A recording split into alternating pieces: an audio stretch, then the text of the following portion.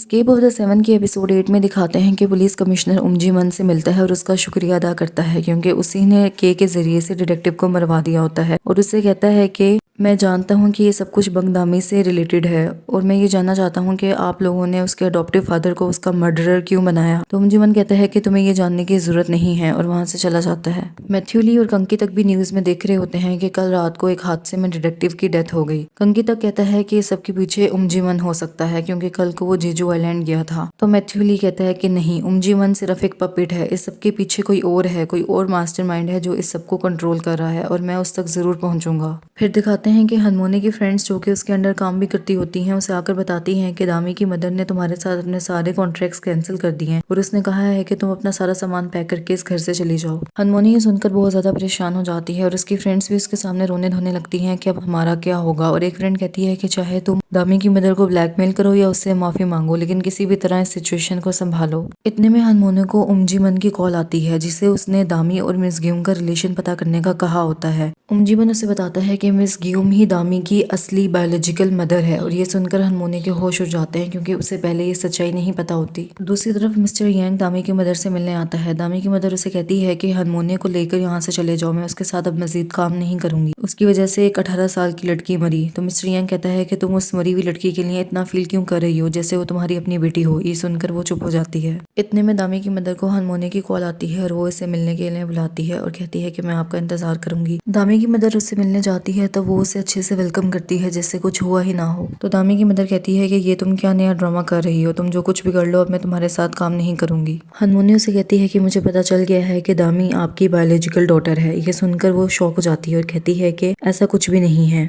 हनमोने कहती है कि यही सच है कि वो तुम्हारी सगी बेटी है। तो दामी की मदर कहती है कि तुम सोचना भी मत कि तुम मुझे ब्लैकमेल कर सकती हो और कहती है कि तुमने तो न जाने मुझसे कितने राज छुपाए हुए हैं, कल रात को भी तुम किसी से मिलने गई। तो हनमोने कहती है कि हाँ, मैं कल रात को प्रोसिक्यूटर जनरल उमजीमन से मिलने गई थी और उसी ने मुझे आपके और दामी के रिलेशन का बताया है और अगर उसने वेरीफाई किया है तो यकीनन ये सच है और मैं आपका राज राज ही रखूंगी जब तक आप मेरा साथ दोगी। और मैं जानती हूँ कि आप टिकी तागा की CEO बनना चाहती हो, मैं आपको ये पोजीशन दिलवा सकती हूँ। वो उठकर जाने लगती है कि इतने में वहाँ मैथ्यू ली आ जाता है। दामी की मदर मैथ्यू ली से कहती है कि मुझे लगा था कि अब हम एक दूसरे से नहीं मिलेंगे। तो मैथ्यू ली उसे कहता है कि मैंने हनमोने के साथ अपने एड्स का कॉन्ट्रैक्ट रिन्यू किया है और उसे हाईएस्ट बोनस ऑफर किया है, लेकिन उसने एक कंडीशन रख दी। वो कंडीशन ये है कि वो चाहती है कि मैं तुम्हें टिकी ताका का CEO बनाऊं। हनमोने कहती है कि आपने कहा था कि आप मुझे मेरी इस कंडीशन का जवाब दोगे। तो मैथ्यू ली खड़े होकर दामी की मदर से कहता है कि मैं आपको टिकी ताका का CEO बनाना चाहता हूँ। वो बहुत ज्यादा खुश हो जाती है और कहती है कि लास्ट टाइम आपने मेरे साथ जिस तरह का बिहेव किया मैं उसके लिए एक प्रॉपर अपॉलॉजी भी एक्सपेक्ट कर रही हूँ। फिर वो तीनों बैठकर डिनर करते हैं। दूसरी तरफ दोह्यूक मिस्टर यांग को वो पिक्चर्स देता है जब हनमोने उमजीमन से मिलने गई थी और कहता है कि क्या उमजीमन हनमोने का बॉयफ्रेंड है, हनमोने का प्रोसिक्यूटर जनरल से क्या काम है। तो मिस्टर यांग उसे कहता है कि तुम्हें जितना कहा जाता है उतना ही किया करो, ज्यादा जानने की कोशिश करोगे तो मारे जाओगे। दूसरी तरफ दामी की मदर यानी मिस ग्यूम हनमोने की फ्रेंड से मिलती है और उन्हें कहती है कि तुमने हनमोने का साथ देना है और जिया वाले स्कैंडल को हैंडल करना है। तुमने सबको यही शो करवाना है कि जिया ने हनमोने का गाना चुराया है और ये गाना असल में हनमोने ने लिखा है।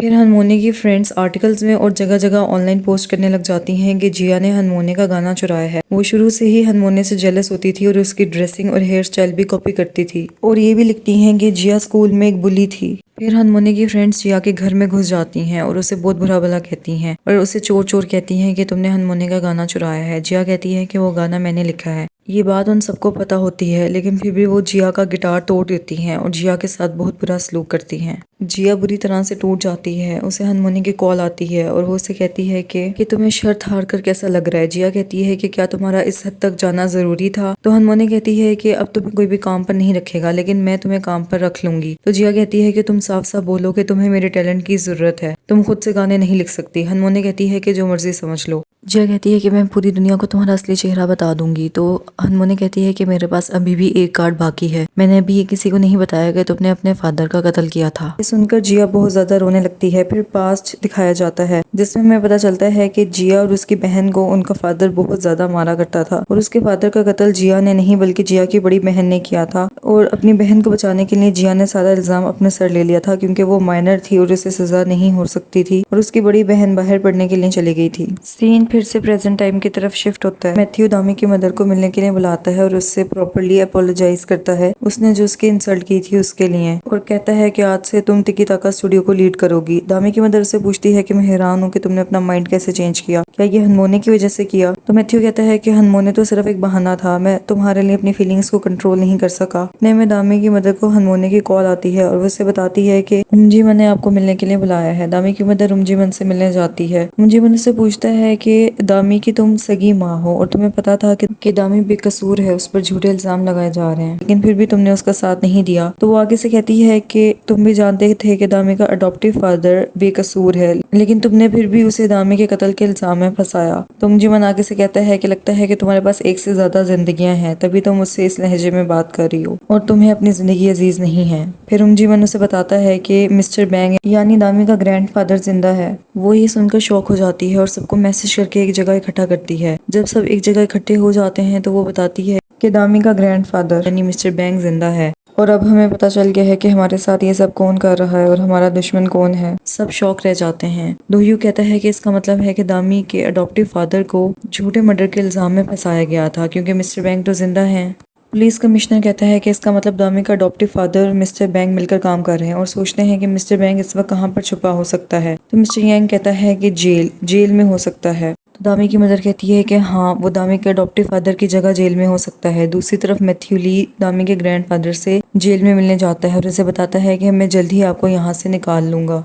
फिर वो सब दामी के ग्रैंडफादर को पकड़ने का प्लान बनाते हैं। पुलिस कमिश्नर जेल में दामी के ग्रैंडफादर को एक ड्रग दे देता है जिसकी वजह से उसकी तबीयत खराब हो जाती है और उसे हॉस्पिटल लेकर जाना पड़ता है। मिस्टर बैंक का एक वफादार पुलिसमैन मिस्टर बैंक के सेक्रेटरी को उसकी तबीयत खराब होने की खबर देता है और ये खबर देते हुए उसे पुलिस कमिश्नर देख लेता है और उसे पकड़ लेता है। दूसरी तरफ दामी की मदर हनमोने और ग्रैंडफादर की गर्लफ्रेंड हॉस्पिटल में दामी के अडॉप्टिव फादर को पकड़ने का इंतजार कर रही होती हैं क्योंकि उन्हें यकीन होता है कि मिस्टर बैंक के पीछे पीछे वो जरूर आएगा। मिस्टर बैंक का सेक्रेटरी हॉस्पिटल आता है तो मिस्टर यंग उसे भी बेहोश कर देता है। फिर मिस्टर यंग और पुलिस कमिश्नर उन दोनों को पकड़कर एक जगह ले जाते हैं और उन्हें बहुत ज्यादा मारते हैं और मार मार कर उनका बुरा हाल कर देते हैं और उनसे पूछते हैं कि दामी का अडॉप्टिव फादर किधर है, लेकिन वो दोनों कुछ नहीं बताते। इतने में वहाँ पर कंकी तक के आदमी आ जाते हैं और उन दोनों को वहाँ से बचा कर ले जाते हैं और उनकी जगह मिस्टर यंग और पुलिस कमिश्नर को बांधकर अच्छी तरह मारते हैं। फिर दिखाते हैं कि मैथ्यू ली को इनका प्लान पहले से ही सारा मालूम था और जब वो जेल में ग्रैंडफादर से मिलने गया था तो उसने उसी वक्त उन्हें एंटीडोट दे दिया था। ग्रैंडफादर की एक्स गर्लफ्रेंड ग्रैंडफादर से मिलने रूम में जाती है और कहती है कि काफी अरसे बाद मुलाकात हो रही है। तो मिस्टर बैंक कहता है कि मुझे तुम्हें पहले ही मार देना चाहिए था। वो कहती है कि तुम्हारी सारी दौलत कहाँ है, तुमने कहाँ छुपाई है और दामी का अडॉप्टिव फादर कहाँ है। तो ग्रैंडफादर कहता है तुम्हें क्या लगता है कि मैं तुम्हें बता दूंगा। तो वो उसे एक इंजेक्शन लगाने ही वाली होती है कि इतने में उस रूम की कबर्ड में छुपा हुआ एक शख्स बाहर निकलता है जिसने ब्लैक मास्क लगाया होता है।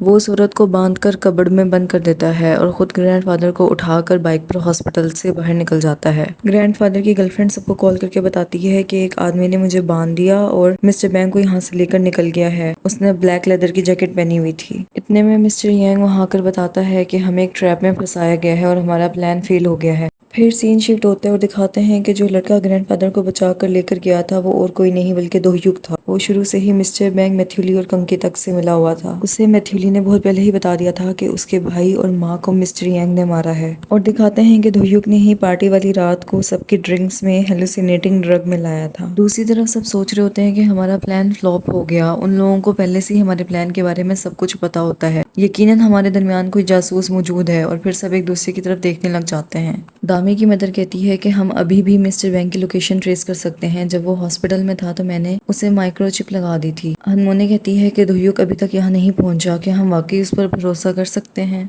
दूसरी तरफ ग्रैंडफादर दोह्युक से गैगिक डिस्ट्रिक्ट जाने की जिद करता है और वो मैथ्यू ली और कंकी तक को भी वहाँ की लोकेशन सेंड कर देता है। मिस्टर यंग दोह्युक को कॉल करके बुलाता है कि जल्दी आओ, हमें कहीं पर जाना है। दोह्युक ग्रैंडफादर को गैगिक डिस्ट्रिक्ट उतार देता है और खुद उन लोगों से जाकर मिल जाता है ताकि उन्हें शक ना हो। ग्रैंडफादर को सामने एक कुआं नजर आता है। वो रस्सी खींचता है तो ऊपर एक ढांचा आता है जिसने एक हाई स्कूल लड़की के कपड़े पहने होते हैं और उस यूनिफॉर्म पर एक बैच लगा होता है जिस पर दामी का नाम लिखा होता है। ग्रैंडफादर ये देखकर ज़ारो कतार होता है क्योंकि वो यूनिफॉर्म और बैच दामी का होता है। दोह्युक मिस्टर यांग और दूसरे लोगों के पास पहुंच जाता है। मिस्टर यांग उसे बताता है कि हमने दामी के ग्रैंडफादर की लोकेशन ट्रेस कर ली है। दोह्युक जल्दी से कंकी तक को छुपकर मैसेज कर देता है। ग्रैंडफादर को दामी की हेलुसिनेशन होने लगती है और वो स्केलेटन से बातें करने लगता है और जहाँ पर वो बैठा होता है वहाँ पर एक टाइम बॉम्ब लगा होता है। इतने में सब लोग वहाँ पहुँच जाते हैं और दूर से ग्रैंडफादर को देखने लगते हैं कि वो किसी से बातें कर रहा है। मिस्टर यांग कहता है कि चलो इसको जाकर मार देते हैं, तो दामी की मदर कहती है कि हम इसको नहीं मार सकते, अगर इसको मार दिया तो हम दामी के अडॉप्टिव फादर तक कभी नहीं पहुँच पाएंगे। हनमोने बताती है कि वहाँ पर एक टाइम बॉम्ब लगा हुआ है। कंकी तक मैथ्यू ली को कहता है कि वापस चलो, क्योंकि दोहयुक उसे बता देता है कि सब लोग वहां पहुंच गए हैं। मैथ्यू कहता है कि मैं मिस्टर बैंग को अकेला नहीं छोड़ सकता। कंकी तक कहता है कि वो भी यही चाहते हैं कि तुम सबसे इंतकाम लो, अगर तुम वहां चले गए तो तुम फंस जाओगे, वो लोग तुम्हें पहचान सकते हैं। बॉम्ब ब्लास्ट होने का टाइम बहुत कम रह गया होता है। ग्रैंडफादर उस स्केलेटन से कहता है कि मैंने पहले तो तुम्हें अकेला छोड़ दिया था, लेकिन मैं इस बार तुम्हें अकेला नहीं छोड़ूंगा और अब मुझे यहीं पर मरना है ताकि तुम्हारा अडॉप्टिव फादर अपने मिशन में आगे बढ़ सके और तुम्हारा इंतकाम ले सके। कंकी तक के लाख मना करने के बाद भी मैथ्यू वहां चला जाता है, लेकिन टाइम खत्म हो जाता है और बॉम्ब ब्लास्ट हो जाता है और ग्रैंडफादर उसी ब्लास्ट में मर जाता है। वहां पर मौजूद सब लोग अपनी आंखों से देख लेते हैं कि उस ब्लास्ट में मिस्टर बैंग की डेथ हो गई है। उमजीबन मिस्टर बैंग की डेथ की खबर के को देता है और उसे कहता है कि सब कुछ तुम्हारे प्लान के मुताबिक जा रहा है। यहाँ पर एस्केप ऑफ द सेवन की एपिसोड 8 खत्म हो जाती है।